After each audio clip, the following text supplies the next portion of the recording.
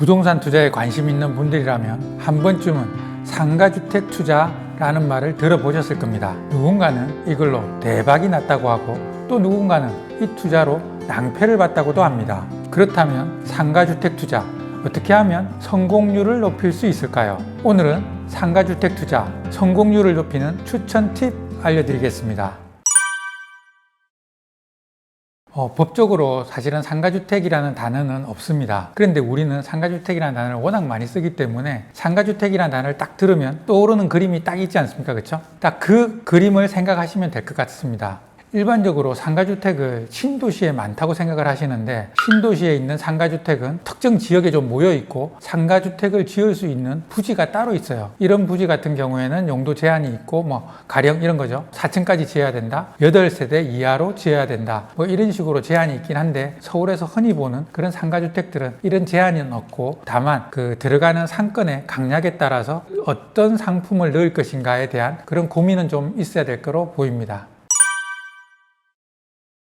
실질적으로 이제 상가주택 투자를 하시는 분들하고 꼬마 빌딩 투자를 하시는 분들하고 조금 많이 겹치는 편인데 꼬마 빌딩에 투자하시려는 분들은 이렇게 보면 다주택자가 대부분이세요. 다주택자 분들이기 때문에 정부의 정책에 의해서 세금이라든지 이런 것들 때문에 꼬마 빌딩에 관심을 가지고 꼬마 빌딩을 매입하는 경우가 많은데 상가주택에 투자하시려는 분들은 어떻게 보면 아파트 한 채 또는 두 채 정도 가지고 계신 분들이 상급지로 갈아탈까 아니면 수익이 발생하는 상가주택에 투자를 할까 이렇게 고민하시는 분들이 좀 많으신 것 같으세요. 이런 분들이 상가주택에 좀 매력을 느끼는 이유는 조금 전에도 말씀드렸다시피 아파트처럼 이렇게 비용만 나가는 것이 아니라 상가주택은 저정부에서 수익이 나오기 때문에 미래 가치보다는 지금 당장 현금 흐름을 개선할 수 있다는 그런 장점이 있는 상품이기 때문에 관심을 많이 갖는 것 같고요. 제가 아는 투자자 중에 한 명은 10층짜리 건물인데 제일 10층 꼭대기에 살고 나머지 층은 다 사무실로 임대를 주는 그런 건물주도 계십니다.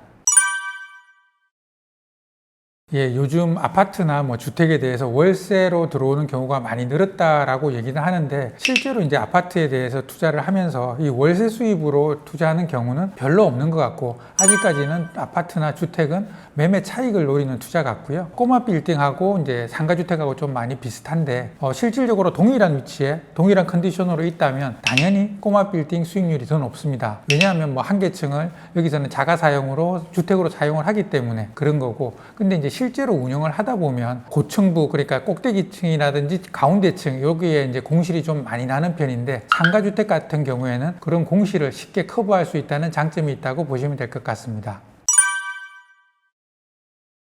실제로 이제 많은 분들이 상가주택이 좀 귀하다는 생각을 많이 하시는 것 같아요. 그리고 신도시에 가시면 이제 존이 구성되어 있어요. 그래서 그 지역에는 다 상가주택이 들어가 있는 그런 형태를 많이 보셨을 것 같은데 실제로 지하철역에서 내려서 이 촬영장까지 오는 길에서도 제가 위를 이렇게 보고 왔는데 상가주택이 상당히 많아요. 외부에서 볼 때는 이게 상가주택인지 올건생 건물인지 잘 구별이 안 가지만 실질적으로는 상가주택이 굉장히 흔한 투자 상품이라는 걸 말씀드리고 싶습니다. 일반적으로 부동산 투자라고 하면 대부분 아파트를 떠올리는 게 일반적입니다. 그게 당연한 거고요. 그게 생활에 가장 밀접해 있기 때문에 당연히 아파트를 가장 먼저 떠올리시는데 아파트 투자를 하다 보면 패시브 인컴이라는 단어를 생각해내는 경우가 꽤 많으세요. 이 패시브 인컴이라는 게 뭐냐면 궁극적으로 내가 그렇게 노력을 들이지 않고도 자동으로 이제 들어오는 그러니까 수동적으로 내가 돈을 받는 그런 형태의 인컴을 말하는데 그런 수익을 좀 노리는 경우가 좀 많으세요. 최근에 경제적 자유라든지 이런 단어들이 유행하면서 그런 게 많이 널리 알려졌는데 상가주택도 비슷한 개념으로 보시면 됩니다. 그러니까 아파트 투자만 하시다가 결국은 조금 더 현금 흐름을 창출하고 싶다라고 하는 그런 분들이 이제 생각해내는 게 상가주택이나 꼬마 빌딩이라고 보시면 될 것 같습니다.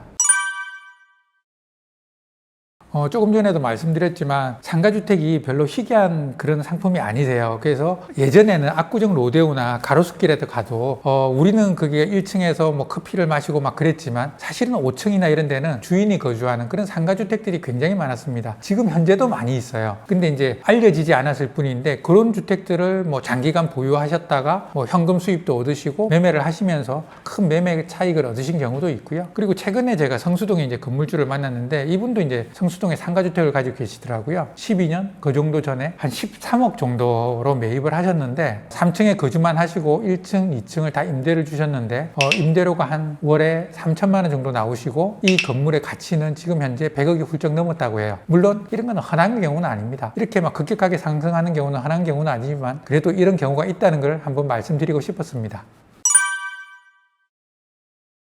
실질적으로 이제 상가주택에 있어서 이걸 올 건생 건물로 리모델링 하는 경우가 참 많으세요. 그래서 계속 말씀을 드리지만 이제 시세 차익 투자를 하시는 분들은 단기에 리모델링 하거나 신축을 많이 하시는데 신축의 대상이 되는 건물 자체가 이런 상가 건물들이세요. 실질적으로 예전에 있던 건물들은 층고가 낮은 경우가 좀 많으세요. 이 층고는 리모델링을 통해서 개선이 안 됩니다. 리모델링을 한다고 해도 정당한 가치를 못 받는 경우가 많은데 그래서 이제 신축을 하시는 분들한테는 좀 부탁드리고 싶은 게 벽식 이런 구조 말고 기둥식으로 짓는 게 가급적이면 좋고요. 그 다음에 실질적으로는 그렇게 다 사용을 하지 않는다 하더라도 층고는 좀 높여놓는 게 향후에 매각을 하실 때 훨씬 좋은 가치를 받을 수 있다는 것을 좀 염두에 두셨으면 좋겠습니다. 조금 전에 이제 말씀드린 그런 지을 때 너무 집을 집같이 짓지 말고 조금 더 층고도 높게 하고 다른 용도로 전환이 가능할 수 있을 정도로 짓는 게 참 좋겠다라고 생각을 하고요. 그 다음에 우리가 흔히 알고 있는 신도시에 있는 상가주택에는 가급적 저는 투자를 하지 말라고 권합니다. 왜 그러냐면 이런 지역도 당연히 초기에 들어가서 충분히 수익을 보고 나오는 경우도 있지만 이 지역 자체가 상가주택만 밀집되어 있다 보니까 외부에서 이렇게 유입이 된다든지 이런 경우보다는 사실 그 지역 내에서 소비되는 그런 상가들이 많이 생기고 이런 경우에는 상가가 좀 많아지면 공실이 좀 많은 위험이 있어요. 빌딩 투자에 있어서 가장 큰 적은 사실은 공실인데 그래서 이런 지역들은 좀 피하는 게 좋겠다라고 말씀드리고 가급적이면 서울 시내에 있는 도심 상가주택에 투자하시라라고 말씀을 많이 드리는 편입니다. 왜 그러냐면 이런 지역들은 상층부에 공실이 좀 발생하더라도 대응할 수 있는 방법들이 좀 더 많다고 생각이 됩니다. 대박난 케이스라고 말하기는 좀 그렇지만 사실은 이제 서울시청에서 공무원 하시다가 나오셔가지고 은퇴하시고 예전에 로데오 인근에 상가주택을 보유하셨던 분이 계세요. 그분이 이제 5층에 거주를 하시고 나머지 층은 다 임대를 주셨던 그런 형태의 건물이었는데 실제로 투자는 10억, 20억 그 정도 하셨다고 그래요. 근데 결국은 털고 나오실 때는 그게 200억 정도 되셨으니까 큰 자산가가 되신 그런 경우도 있으시고요. 그 다음에 조금 전에 말씀드린 거하고 일맥상통하는데 대박이 날 수 있었는데 중박, 소박이 된 그런 경우가 있는데 그게 뭐냐면 집을 너무 집같이 지으신 거예요. 층고가 좀 낮다거나 벽식으로 하다 보면 실질적으로 조금 어려워요. 그리고 복층으로 건물을 지어버리면 실제로 이거를 건생 용도로 변환하는데 되게 어려움을 많이 느껴요. 그러니까 건생으로 바뀌기 위한 조건들이 있으니까 그런데 충족이 안 되다 보니까 이제 계속 주거용으로 사용을 해야만 되는 그런 경우들이 가끔 있는데 너무 집을 집같이 짓지 말고 조금 더 범용적인 시설로 지으시면 훨씬 더 좋을 걸로 생각이 됩니다.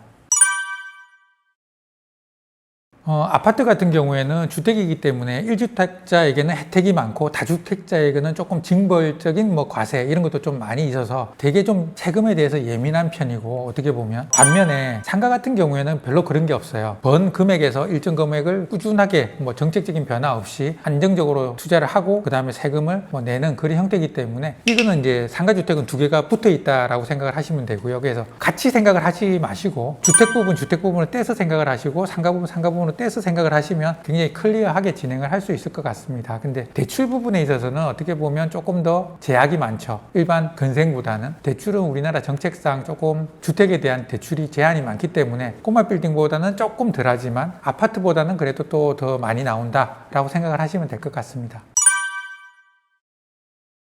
예, 맞습니다. 대출을 할 때도 똑같이 주택 부분은 주택 부분으로 보고 상가 부분은 상가 부분으로 보기 때문에 전체가 올 건생인 건물보다는 대출이 조금 덜 나오는 경향들이 있습니다.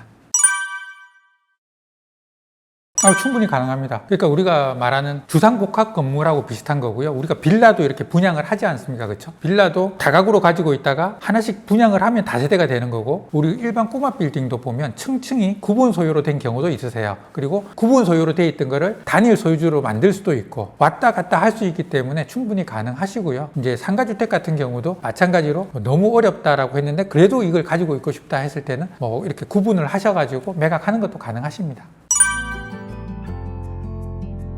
많은 분들이 부동산 투자라고 하면 아파트 투자만 생각을 하시고 빌딩에 투자하시라라고 말씀을 드리면 난 돈이 없어요 라고 말씀하는 경우가 대부분 일반적이세요. 이런 분들이 이제 빌딩 투자를 하기 위해서 처음에 돈을 마련하는데 시간이 되게 많이 걸리는데 그 시간을 좀 단축시킬 수 있는 방법이 상가주택이라고 생각을 하고요. 이 상가주택에 투자를 하시게 되면 실제로 거주를 하시면서 임대 수입을 발생시킬 수 있기 때문에 일거양득을 취할 수 있는 그런 상품 중에 하나지 않을까라고 생각을 합니다. 상가주택으로 이제 성공을 하기 위해서는 입지라든지 기타 조건들도 또 되게 많으세요. 잘못하면 또 망할 수도 있고 이 채널 구독하셔서 좋은 상가주택 정보 많이 얻어가시기 바랍니다.